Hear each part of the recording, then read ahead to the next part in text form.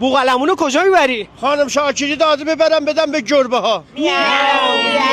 حالت طبیعی ندارن، نمیدونم گول زدن هشیش بنگ. شما هم اگه بچهای خوبی باشین فقط با 329,000 تومان از کل این غذاها استفاده میکنید. آقا یه ستیکه فیله استریپ سلام با سیب زمینی بزنی در میاد تقریبا 250-60 تومن. اینجا کلا با همون 329,000 تومان شما میتونی هر چقدر دوست داشتی فیله استریپ، سیب زمینی، کنارش کلی سالاد مختلف، پیتزای سیرو استیک، پیتزای پپرونی، پیتزای مخلوط، پیتزای بوقلمون، پیتزای قارچ و گوشت، پیتزای روست بیف، پیتزای چیکن و پیتزای سبزیجات. 4 مدل پیراشکی، ژامبون، گوشت، پپرونی و بوقلمون. اسپاگتی و پاستا رو میتونی با 3 مدل سس گوشت، آلفردو و سس دیپ چدار نوش جان بکنی. با این آیتما میتونی هر چقدر دوست داشتی بگی واسه ساندویچ اینجا بزنن، بندری، کوکتل، سوسیس هات داگ، دونر گوشت، دونر مرغ، فیله سوخاری، فیله گریل. اینورم آیتمای سردشونه، انواع ژامبون گوشت و مرغ و سالامی و پپرونی و زیتون و فلفل هالوپینو و با 5 مدل سس مختلف میدی واسه ساندویچ تو گریل میکنن خوشگل. کنارش هم میتونی انواع سالاد و اینجا نوش جان بکنی، کلی آیتم دیگه